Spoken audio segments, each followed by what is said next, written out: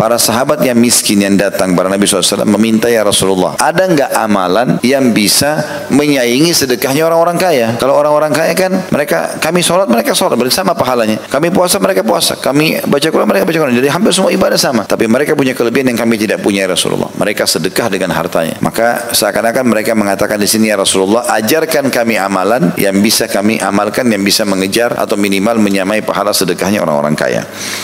Bismillahirrahmanirrahim. Ini kembali kepada apa yang saya wasiatkan tadi teman-teman sekalian, sibukkan diri dari amal soleh ke amal soleh. Amal soleh ke amal soleh. Kapan kita sibukkan diri dengan amal soleh, kita nggak butuh energi khusus untuk tinggalkan dosa.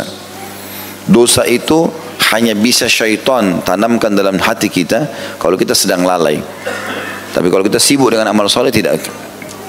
Jadi orang lagi santai, lagi nggak ada kegiatan, apalagi nggak berzikir, nggak baca Quran, nggak dengerin ceramah, maka syaitan akan masuk.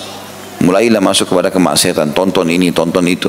Tapi kalau dia sibuk dengan amal soleh, amal soleh ke amal soleh, amal soleh ke amal soleh, dari ceramah ke ceramah, dari zikir ke zikir, dari doa ke doa, dari Quran ke Quran, terus saja dia sibuk dengan itu, maka tidak ada celah buat syaitan untuk menggoda dia. Jadi kita tidak butuh energi khusus untuk meninggalkan dosa, tapi sibukkan diri dengan amal soleh, otomatis dosa akan ditinggalkan.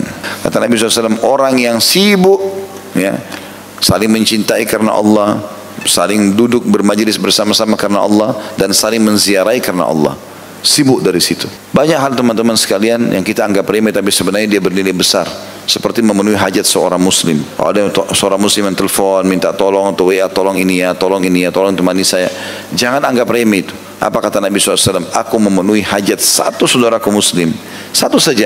Antar dia ke pasar, tunjukin dia ke satu tempat, lihatkan dia rumah yang dia mau beli, kendaraan dia mau diperbaiki, segala macam. Kata Nabi SAW, aku memenuhi hajat satu saja saudaraku muslim, lebih aku cintai daripada aku beriktikaf 1 bulan di masjid ini. Ditunjuklah masjid beliau alaihissalatu wassalam. Beliau tunjuk masjid beliau. Iktikaf di Masjid Nabawi teman-teman, artinya mengikat diri 5 waktu solat. Selain juga solat-solat sunnah, duhanya, solat tahiyat masjid, solat wudu, solat tahajudnya. Semua ini iktikaf, mengikat diri. Pahalanya 1 kali solat 1000. Kalau berjamaah dikali 25 kali lipat, diangkat 27 derajat gitu kan. Sebulan itu luar biasa. Kalau sehari saja kita punya 1 pahala solat wajib 1000 di Masjid Nabawi, berarti kita punya 5000 pahala subuh, duhur, asar, maghrib, isya. Kalau sendirian, kalau berjamaah dikali 25 kali lipat, dikali sebulan itu luar biasa pahalanya. Tapi Nabi SAW memberikan kita kata kunci, apalagi yang tidak tinggal di Madinah. Kalau aku penuhi hajat satu saya saudaraku muslim, lebih aku cintai daripada itikaf di masjid ini 1 bulan. Artinya mendapatkan pahala ribuan. Berarti memenuhi hajat seorang muslim itu mengalahkan pahala itikaf 1 bulan di Masjid Nabawi. Dan ini satu karunia yang luar biasa. Allah SWT mudahkan kita untuk mendapatkan pahala dari ma'ruf ini gitu kan. Yang kata Nabi SAW,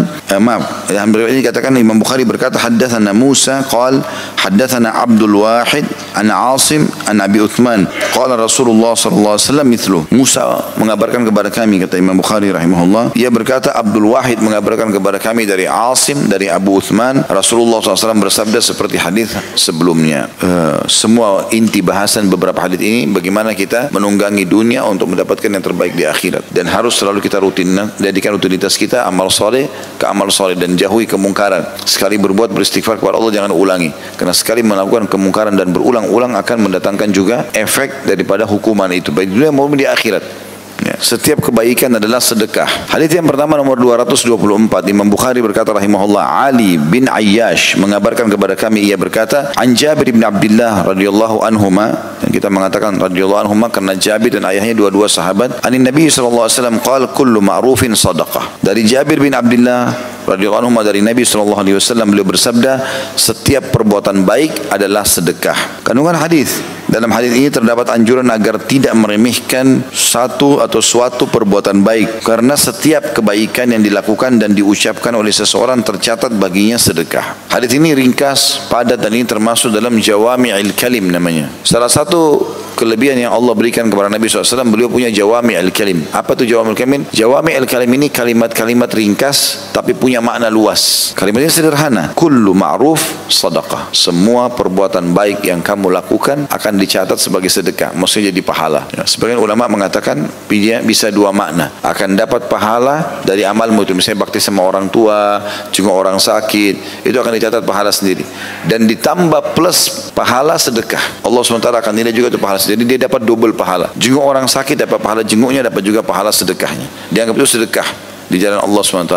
Bagaimana nilainya itu Allah lebih tahu. Maka semua perbuatan yang ma'ruf Allah nilai dengan sedekah. Kandungan hadis ini kata beliau, dalam hadis ini terdapat anjuran agar tidak meremehkan satu perbuatan baik, karena setiap kebaikan dilakukan dan diucapkan oleh seseorang tercatat sebaginya sedekah. Apapun itu sifatnya, apapun itu sifatnya, senyum dengan muslim, memandu, menunjukkan orang alamat, apa saja mungkin kita anggap remeh. Bahkan kata Nabi SAW, aku diperlihatkan seseorang ahli surga yang sedang menikmati istana di surga dengan buah-buahannya karena sepotong duri yang dia pindahkan dari jalan agar tidak mengenaki manusia atau tidak mengena atau tidak membahayakan manusia. Itu aja sudah cukup membuat dia menikmati istana-istana di surga. Bagaimana dengan perbuatan-perbuatan yang lain? Kalau lagi lewat teman-teman kita lihat ada potongan kayu di tengah jalan, mampir sebentar, pindahkan dari jalan. Karena kata Nabi SAW, iman itu 70 sekian tingkatan, yang paling tinggi la ilaha illallah, yang paling rendahnya adalah meninggalkan sesuatu dari yang berbahaya dari jalanan. Jangan anggap remeh. Saudara kita muslim lagi baik, senyum, kita senyum, salam, ucapin salam. Abdullah bin Umar kadang-kadang kalau selesai sholat duha, sudah mandi, sudah segala macam, udah tidak ada kegiatan lagi, dia sudah selesaikan hizib Qur'annya, sudah zikir pagi petangnya, dia keluar dari rumahnya ke pinggir jalan hanya ucapin salam baru kembali lagi. Semua amal soleh dikerjakan. Apa yang Allah mudahkan depan mata kerjakan dan jangan ditunda-tunda. Setiap ada bisikan menuju kita menunda, apalagi meninggalkan, maka itu dari syaitan. Baca isti'adzah. A'udzubillahi minasyaitonirrajim. Nabi SAW bersabda, diwajibkan atas setiap muslim bersedekah. Rutin selalu mengeluarkan apa saja, makanan, minuman, pakaian, uang, itu diwajibkan supaya dia selamat. Karena sedekah bisa meredam murkanya Allah. Sebagaimana sabda Nabi SAW, sedekah tudfi'u ghadabur rahman. Kalau ada kesalahan kita, Allah maafkan. Para sahabat bertanya, jika ia tidak mendapatkan sesuatu yang bisa disedekahkan, maka beliau SAW menjawab, hendaklah ia bekerja dengan kedua tangannya untuk mendapatkan manfaat bagi dirinya sendiri dan bersedekah. Dia kerja, hasil kerjanya dia makan, dia juga sedekahkan kepada orang lain. Mereka para sahabat bertanya, jika tidak mampu, tidak bisa kerja dengan hasil tangannya sendiri, maka beliau SAW menjawab, hendaknya ia membantu orang yang mempunyai kebutuhan mendesak yang teraniaya. Mereka lalu jadi bantu orang lain supaya bisa dia keluar dari permasalahannya. Nasihat kah, bantuan materi kah, fisik kah, tenaga. Mereka lalu bertanya lagi, jika tidak mampu juga, maka beliau SAW menjawab, hendaknya ia mengajak berbuat baik. Maka mereka menjawab lagi, bertanya lagi, jika tidak mampu juga ya Rasulullah, artinya sangat lemah orang ini. Maka beliau SAW menjawab, hendaknya ia menahan diri dari keburukan, sesungguhnya itu adalah sedekah baginya. Dia tidak buat dosa saja, itu sudah sedekah. Tadi kalau dia bisa bantu orang lain, dinasihati segala macam, bagus. Kalau dia tidak bisa, berarti kalau dia tahan diri dari keburukan saja sudah cukup, itu adalah sedekah. Kandungan hadis ini, yang pertama, dalam hadis di atas terdapat dorongan agar bekerja dan berusaha serta berbuat baik jika memungkinkan. Yang kedua, keutamaan mengulurkan tangan dan menolong orang-orang yang mengalami kesulitan dan membutuhkan. Kalau poin pertama tadi, tentu ini adalah etos kerja dalam Islam ya. Maksudnya motivasi yang sangat besar dalam Islam untuk bekerja. Islam tidak menyuruh kita menjadi orang miskin, orang susah. Kecuali kalau memang sudah begitu, kita sudah berusaha, Allah tetap kasih begitu ya sudah. Tapi kalau tidak, kita disuruh bekerja, bergerak ya. Islam menyuruh kita menjadi orang yang mampu, bergerak supaya kita bisa bersedekah, bisa berjihad, bisa segala macam yang kita lakukan. Yang kedua tadi, keutamaan mengulurkan tangan dan menolong orang-orang yang mengalami kesulitan dan membutuhkan. Ya, sebagaimana Nabi SAW mengatakan, engkau bertasbih sedekah, engkau bertahlil sedekah, bilang subhanallah, la ilaha illallah sedekah. Engkau bertakbir adalah sedekah. Ya. Engkau menyeru kepada kebaikan sedekah, melarang dari kemungkaran adalah sedekah, dan engkau menolong saudaramu muslim dengan mengangkat barang-barangnya, ketunggangannya adalah sedekah. Semua ini dinilai pahala oleh Allah SWT. Kita lihat teman kita bawa kresek banyak, berat, kita bantuin misalnya, itu sudah sedekah. Yang ketiga, keutamaan tidak berbuat kejahatan karena ingin memperoleh ridha Allah Ta'ala. Keutamaan tidak berbuat kejahatan karena ingin memperoleh ridha Allah Ta'ala. Jadi bagaimana kita meninggalkan keburukan saja, tidak jadi ganggu orang, tidak jadi bermaksiat, kita batalkan, itu sudah cukup untuk mendapatkan pahala. Yang keempat, istilah sedekah dapat disematkan pada berbagai bentuk perbuatan baik. Semua perbuatan yang baik bisa dihitung sedekah. Kita buat apapun adalah sedekah. Walaupun tadi saya bilang ada juga makna, ulama hadis bilang kalau orang berbuat kebaikan seperti ini, Allah kasih pahalanya. Misalnya bakti sama orang tua, jenguk orang sakit, baca Quran. Tapi semua perbuatan baik ini Allah kasih lagi nilai seakan-akan ini sedekah semuanya. Maka ada double-double pahala yang bisa didapatkan dalam masalah seperti ini. Dari Abi Dzar radhiyallahu anhu, dia berkata, dikatakan wahai Rasulullah, orang-orang kaya pergi dengan ganjaran mereka, Jadi orang-orang miskin datang lalu mengatakan, ya Rasulullah, orang-orang kaya telah pergi membawa pahala-pahala mereka. Mereka sholat seperti halnya kami sholat. Artinya pahala sholat okelah sama. Dan mereka berpuasa seperti halnya kami puasa. Tapi mereka bersedekah dengan kelebihan harta mereka. Itu yang kami tidak punya. Maka Nabi SAW mengatakan, tidakkah Allah telah menjadikan bagi kalian sesuatu yang kalian sedekahkan? Tanda tanya. Sesungguhnya setiap ucapan tasbih, kita bilang subhanallah, selain pahala zikir, pahala sedekah. Tahmid, alhamdulillah, pahala zikir, pahala sedekah. Dikatakan oleh beliau, setiap tasbih dan tahmid adalah sedekah. Dan seseorang dari kalian menyetubui istrinya adalah sedekah, melampiaskan syahwat pada yang halal. Maka beliau berkata, atau para sahabat mengatakan, apakah pada syahwatnya itu ada sedekah? Lampiaskan syahwat punya keinginan, penikmatan, apakah itu juga ada sedekah? Beliau menjawab, kalau sekiranya diletakkan di tempat yang haram, maksudnya berzina, tidakkah ia menanggung dosa? Begitu, tanda tanya, tentu saja menanggung dosa ya. Begitu pula jika diletakkan pada yang halal, maka baginya pahala.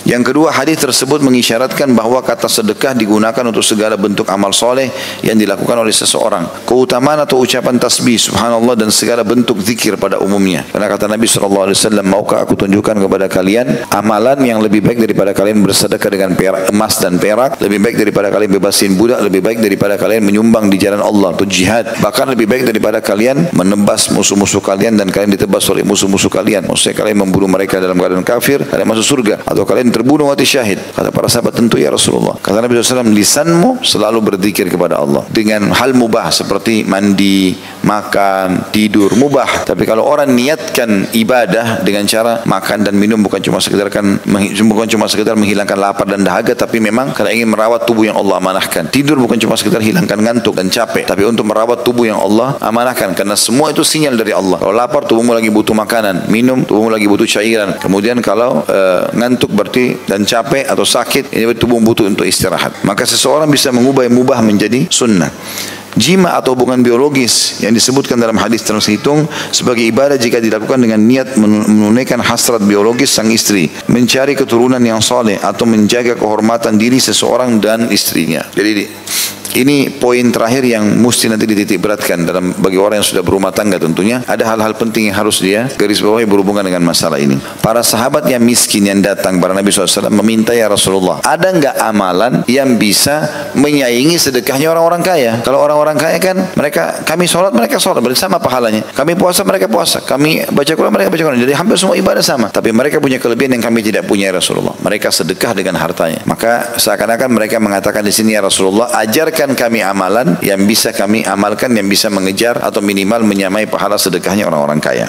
Bagaimana orang-orang miskin datang dan semangatnya ingin mendapatkan pahala, kemudian mereka minta agar bisa menyaingi sedekahnya orang-orang kaya. Pelajaran kedua menyebutkan tentang keutamaan sedekah itu sendiri. Ya, bagi orang yang Allah karunia harta, maka jangan pelit, jangan bakhil. Sudah sering kita bahasakan. Selalu sedekah. Tidak akan langgeng rumah tangga, tidak akan langgeng persahabatan, tidak akan apapun mendapatkan ridho Allah pun, ya sekaligus kecuali seseorang itu suka dermawan atau sedekah. Ini akan bisa membuka pintu-pintu surga, membuka rahmat Allah dari langit sana, membuka cinta manusia karena orang dermawan. Maka diingatkan masalah itu. Sampai orang-orang miskin pun di sini mengeluh, mereka dapat pahala banyak nih karena sedekah. Nabi SAW memberikan solusi kepada para sahabat yang miskin ini sambil berkata, tidakkah Allah telah menjadikan bagi kalian sesuatu yang kalian sedekahkan? Bukankah ada yang lain? Kalau kalian tidak punya harta, kalian bisa sedekah dengan yang lain. Kemudian Nabi SAW merincikan, setiap ucapan tasbih dan tahmid atau zikir adalah sedekah. Seseorang dari kalian menyetubui istrinya adalah sedekah. Berarti hal-hal yang kalian bisa lakukan mudah, orang miskin pun bisa. Duduk baca subhanallah, alhamdulillah, wala ilaha illallah, wallahu akbar, subhanallah, walhamdulillah, wala ilaha illallah, wallahu akbar. Berzikir. Itu sudah sedekah juga, menyaingi sedekah hartanya orang-orang kaya. Lalu kemudian yang paling mudah orang miskin lakukan kalau dia punya pasangan adalah biologis. Lakukan biologis itu. Maka pada saat dia lakukan biologis ada sedekah. Sampai para sahabat kaget, ya Rasulullah, kami lampiaskan syahwat kami. Dilampiaskan syahwatnya, nikmat, kemudian dapat pahala. Di syahwatnya pun ada sedekah. Kata Nabi SAW, bukankah kalau kalian letakkan pada yang haram dapat dosa, maka juga pada saat yang halal. Nah, ini yang saya bilang, saya ingin titik beratkan. Syaitan, kata para ulama, ulama seringkali membuat orang yang sudah berumah tangga merasa jenuh dengan biologis ini, merasa jenuh supaya orang tidak dapatkan pahala di situ. Maka harusnya ini dihidupkan dalam suasana rumah. Karena beberapa adab-adab yang disebutkan oleh para ulama, di antara adabnya adalah harusnya suami istri menjauhi hal-hal yang tidak disukai oleh pasangannya, sehingga jangan membuat dia emosi. Karena kalau dia emosi maka biologis akan terganggu, dan syaitan akan buat itu. Orang kalau lagi tidak emosi, lagi senang sama-sama, maka biologis juga akan maksimal. Dia akan dapat kenikmatan dan dapat pahala. Kemudian setiap pasangan suami istri berusaha untuk memberikan yang terbaik pasangannya dalam masalah biologis. Ini tidak rancu membicarakan ini dalam syariat. Ya, sebagaimana Nabi SAW mengatakan dalam hadis yang sangat jelas. Kata Nabi SAW, kalau seseorang di antara kalian berada di antara keempat potongan tubuh istrinya, maksudnya 2 tangan dan 2 kakinya, dia akan meletakkan kemaluan di kemaluan saja, dia akan menggaulinya, maka dia harusnya berijtihad. Ijtihad itu artinya serius melakukan itu dan memuaskan pasangannya. Sampai Nabi SAW ditiberkan itu bagian dari syariat. Kemudian juga menyiapkan makanan, minuman, ya, pakaian, situasi tempat, ya, yang nyaman. Jadi kita konsumsi makanan-makanan, targetnya bukan makanan dan minuman yang banyak kuantitas, tapi berkualitas. Walaupun sedikit tapi berkualitas, ya. Maka tidak harus banyak. Nabi SAW mengatakan, sesungguhnya hai anak Adam, engkau cukup makan dengan sesuatu yang bisa membuat tulang belakangmu berdiri tegak. Itu tidak ada hubungannya sama biologis sebenarnya. Kalau dia makan cukup, maka itu akan lebih baik daripada dia makan banyak dan mengganggu, ya. Karena hal-hal ini bisa mengganggu. Sementara biologis adalah bagian dari syariat. Bukan cuma di dunia, di akhirat pun akan diberikan hubungan biologis di surga itu. Sampai kata Nabi SAW, kalian akan melakukan biologis atau seseorang di antara kalian di surga akan diberikan kekuatan 100 orang laki-laki. Maka ini adalah bagian daripada syariat. Oleh karena itu harus kita hindari. Kemudian teman-teman, hindari semua keburukan-keburukan maksiat yang bisa membuat kita jenuh dengan pasangan, seperti tontonan-tontonan. Banyak orang belajar biologis dari tontonan film porno. Ini salah. Si laki-laki lihat perempuan lebih sempurna daripada istrinya, si perempuan lihat laki-laki lebih sempurna daripada suaminya. Pada saat mereka biologis, pasangannya rangsang, tapi yang dibayangkan orang lain. Maka ini merusak biologis itu sendiri. Sementara ini ibadah, gitu kan? Harusnya dia bisa memahami masalah ini. Ada adab-adab yang lain, tentunya membaca doa pada saat sebelum biologis, gitu kan? Kemudian tidak berhenti sebelum pasangannya juga selesai, memulainya dengan cumbuan. Ini semua dijelaskan dalam hadis-hadis yang sahih semuanya. Yang pernah kita jelaskan di buku Mahkota Pengantin masalah itu. Kemudian juga termasuk dalamnya adalah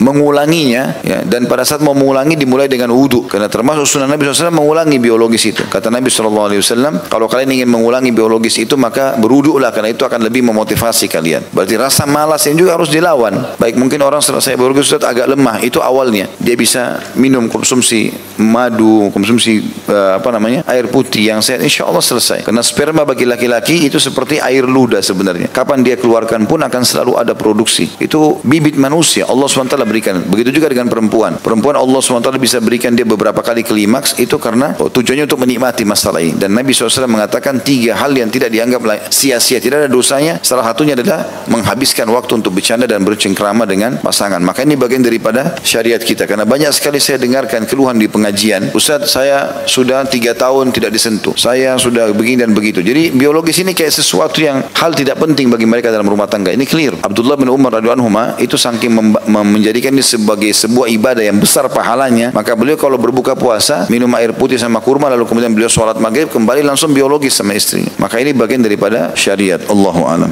Begitu saja. Subhanakallahumma bihamdika asyhadu an la ilaha illa anta astaghfiruka wa atubu ilaik. Wassalamualaikum warahmatullahi wabarakatuh.